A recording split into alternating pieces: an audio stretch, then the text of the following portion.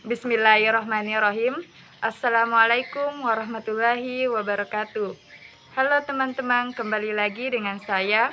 Nah, pada kesempatan kali ini saya akan memaparkan materi mengenai demokrasi Pancasila.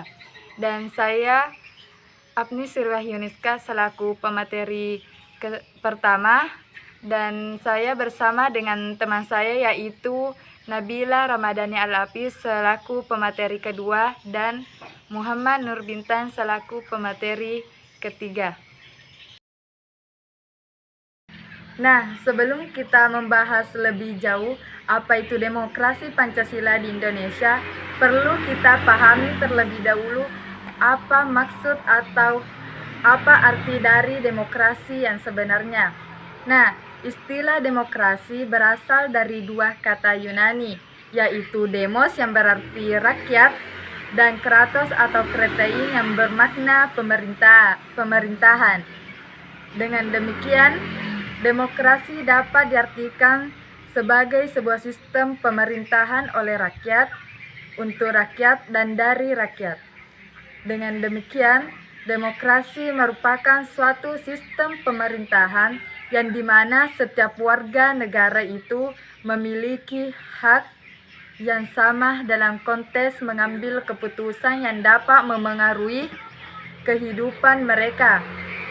Dalam sistem demokrasi, masyarakat dapat berpartisipasi, baik itu secara langsung maupun tidak langsung, melalui mekanisme perwakilan dalam merumuskan, mengembangkan, serta menetapkan aturan hukum yang berlaku dalam negaranya.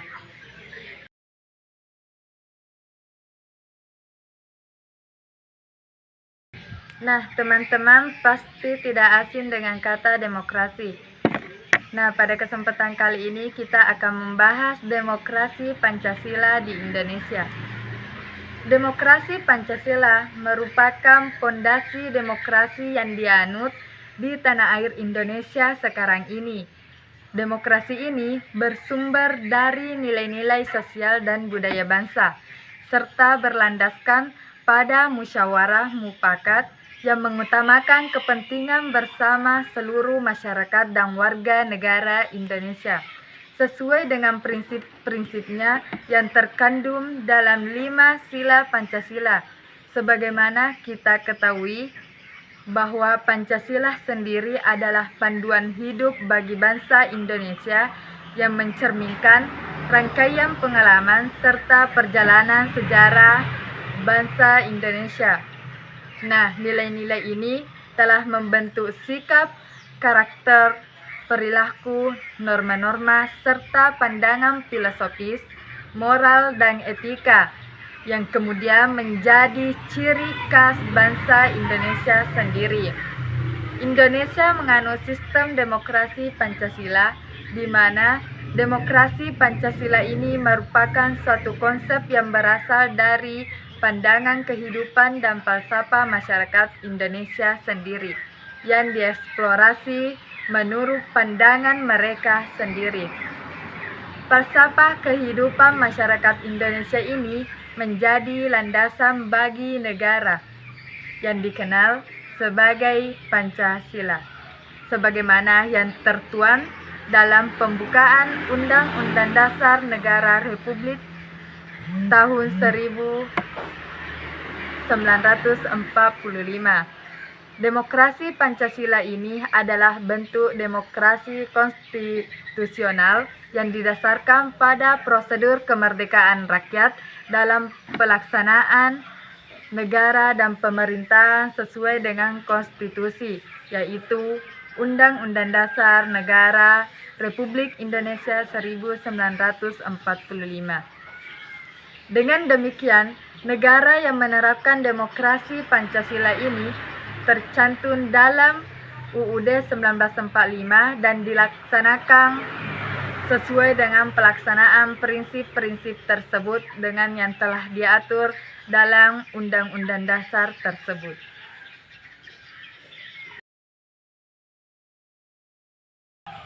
Nah, sebagaimana makna dari sila keempat Pancasila yang memuat esensi dari demokrasi tersebut. Nah, sila ini yang berbunyi, kerakyatan yang dipimpin oleh hikmat kebijaksanaan dalam permusyawaratan perwakilan memiliki makna yang sangat dalam. Yang pertama, kerakyatan mencerminkan esensi dari demokrasi, yaitu pemerintahan untuk rakyat, dari rakyat, dan untuk kepentingan rakyat.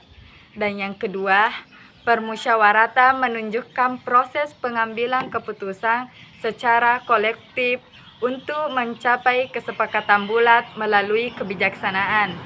Dan yang ketiga, eksekusi keputusan ini harus dilakukan dengan penuh tanggung jawab. Dan yang keempat, adanya kejujuran bersama menjadi konsekuensi penting dari keputusan yang diambil. Secara bulat, permusyawaratan ini juga menjadi identitas kita, dipadukan dengan asas kerakyatan dan musyawarah untuk mufakat. Asas kerakyatan ini menciptakan rasa cinta kepada rakyat dan keinginan untuk memperjuangkan cita-cita rakyat.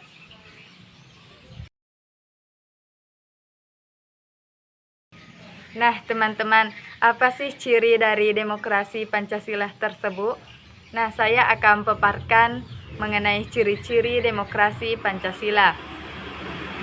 Sebagai sebuah sistem demokrasi yang berakar dari budaya negara, aktivitas demokrasi Pancasila yang dikembangkan harus berlandaskan pada nilai-nilai ideal Pancasila dan ketentuan konstitusional yang tercantum dalam pembukaan Undang-Undang Dasar 1945.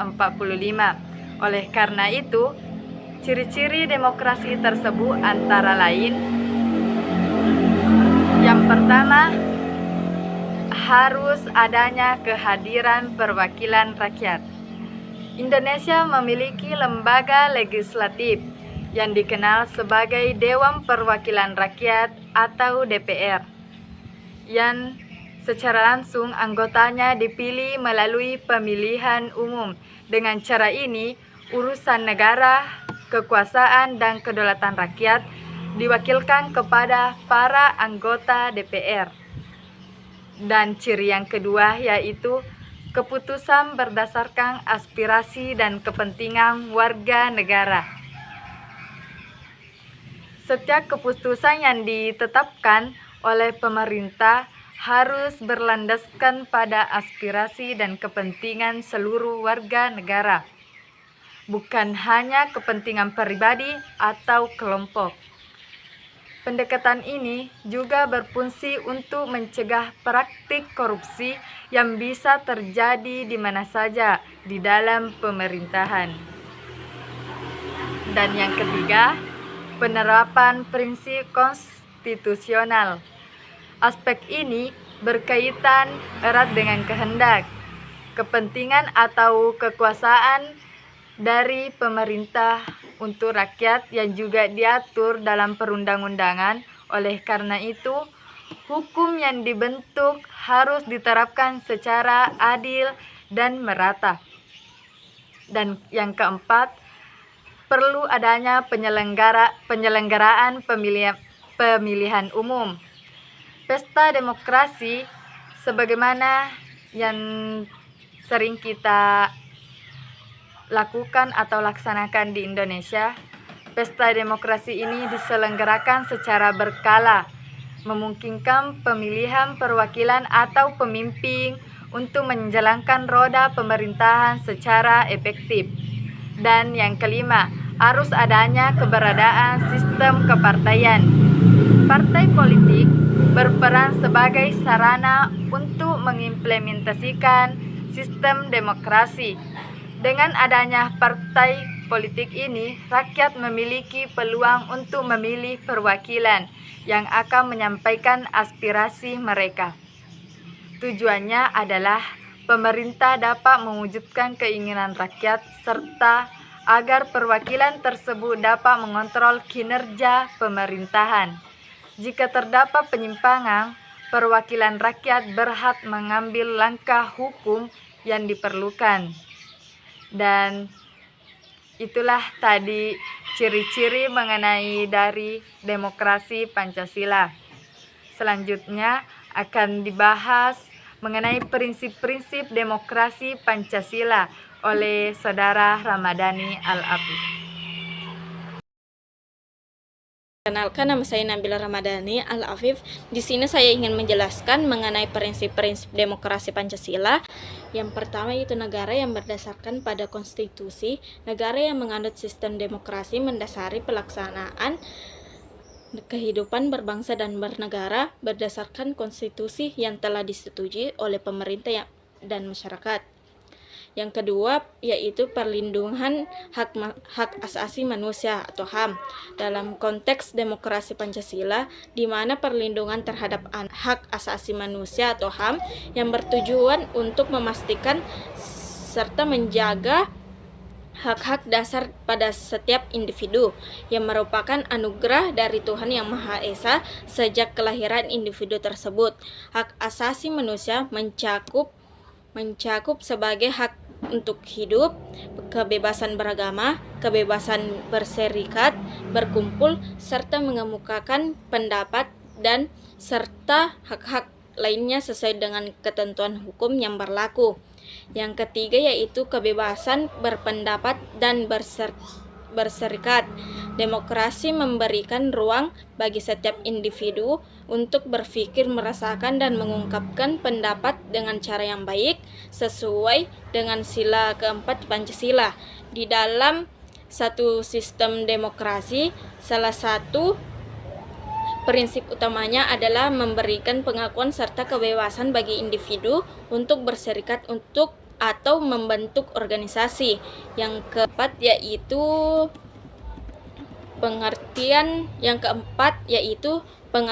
pergantian kekuasaan yang dilakukan secara berkala. Pergantian kekuasaan secara berkala ini sesuai memiliki tujuan untuk membatasi kekuasaan penguasa dan menghindari penyimpangan dalam pemerintahan seperti praktik korupsi, kolusi, dan nepotisme menjadi langkah penting. Yang kelima yaitu sistem peradilan bebas dan tidak memihak.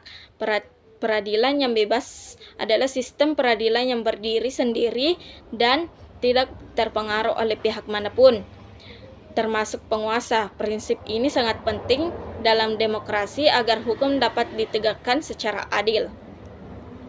Yang keenam yaitu penegakan hukum dan persamaan kedudukan, yang artinya persamaan posisi setiap warga negara di hadapan hukum merupakan dasar untuk menegakkan wibawa hukum.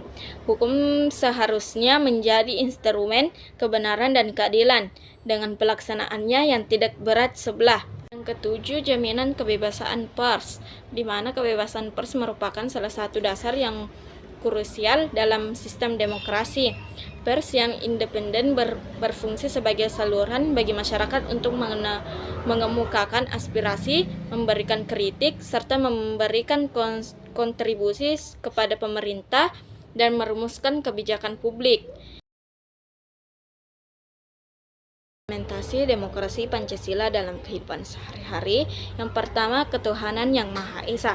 Sebagai sila pertama dalam Pancasila, nilai ini menekankan pentingnya kepercayaan kepada Tuhan Yang Maha Esa, mencakup ajaran mengenai agama, keadilan, dan kenegaraan.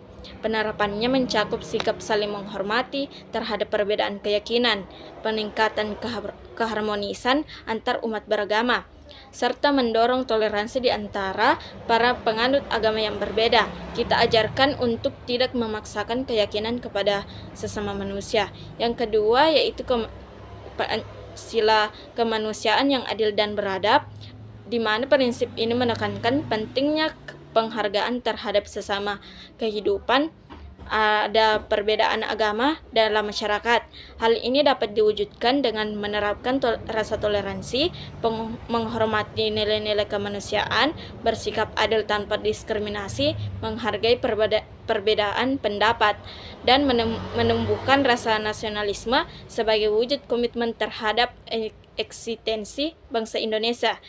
Sila ketiga yaitu Persatuan Indonesia. Sila ketiga mengajak masyarakat Indonesia untuk menjunjung tinggi persatuan dan kesatuan serta kepentingan bangsa di atas kepentingan individu atau kelompok. Contoh konkret penerapan sila ini adalah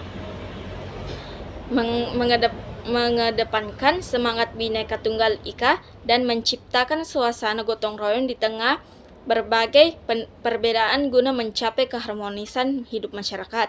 Sila keempat, demokrasi yang berpedoman dan kebijaksanaan dalam permusyawaratan.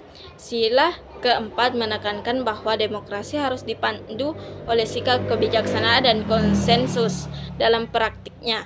Ini berarti menjelaskan setiap permasalahan melalui musyawarah untuk mencapai mufakat, serta menerima dan menghargai pendapat orang lain. Sila kelima yaitu keadilan sosial bagi seluruh rakyat Indonesia. Sila kelima menegaskan pentingnya keadilan untuk setiap individu, di mana setiap orang memiliki hak dan kewajiban yang sama di hadapan hukum. Hal ini mendorong terciptanya sikap kekeluargaan dan rasa gotong royong di dalam masyarakat. Kita diajak untuk bertindak adil, melindungi hak-hak kita, dan menghargai martabat setiap individu demi kehidupan yang rukun dan damai. Berikut beberapa tantangan yang sering terjadi dalam sistem demokrasi di Indonesia dan bagaimana upaya meminimalisir tantangan tersebut, antara lain: 1. Korupsi. Tantangan dalam korupsi memiliki dampak yang sangat merugikan terhadap sistem demokrasi, di mana tindakan ini mengikis kepercayaan pada struktur politik serta tata kelola pemerintahan, yang mengabaikan prinsip transparansi atau terbuka serta akuntabilitas. Hal ini juga menghambat terwujudnya partisipasi politik yang adil dan bersifat setara. Populisme memiliki pengaruh yang sangat kompleks terhadap demokrasi dan distribusi kekuasaan. Sebagai pendekatan politik, dalam hal ini populisme lebih cenderung mengutamakan kepentingan serta aspirasi masyarakat luas dan dengan klaim sebagai wakil suara rakyat yang berlawan dengan kekuatan elit atau establishment. Adapun upaya dalam menghadapi tantangan tersebut, perlu adanya kesadaran akan pentingnya untuk memperkuat prinsip-prinsip dalam demokrasi, melindungi hak atas kebebasan mengeluarkan pendapat, dan mendorong keterlibatan inklusif dalam proses politik guna mengurangi efek dan pengaruh negatif yang ditimbulkan oleh populisme.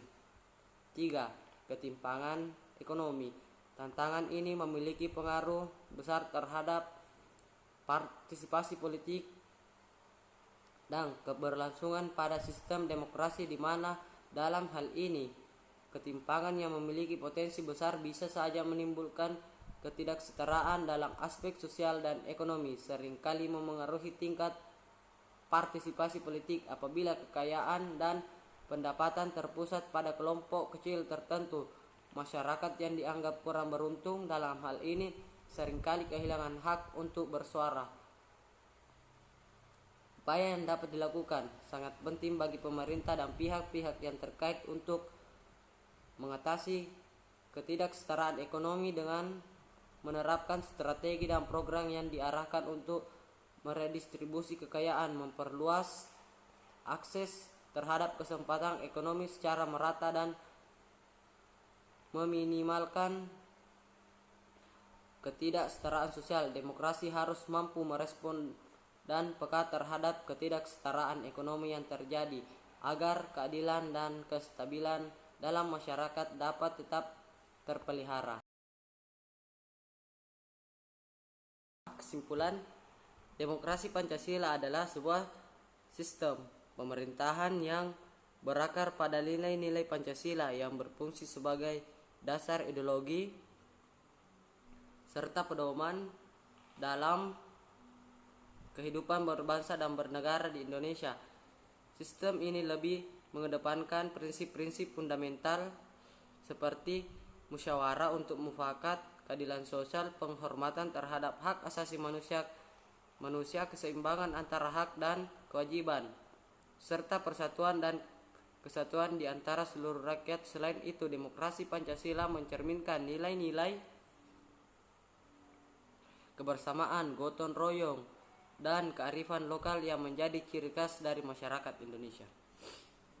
Dalam praktiknya, demokrasi Pancasila memiliki sejumlah karakteristik yang unik, antara lain kedaulatan rakyat yang menempatkan keputusan pada aspirasi dan kepentingan masyarakat, musyawarah untuk mufakat, penerapan prinsip-prinsip konstitusional, adanya sistem kepartaian, serta penyelenggaraan pemilihan umum. Dengan demikian, demokrasi Pancasila berupaya menciptakan keseimbangan antara kebebasan individu dan kepentingan bersama. Baik, itulah tadi pemaparan materi mengenai demokrasi Pancasila dari kami. Semoga apa yang kami sampaikan dapat bermanfaat bagi kita semua. Terima kasih telah menyaksikan. Saya akhiri dengan ucapan wassalamualaikum warahmatullahi wabarakatuh.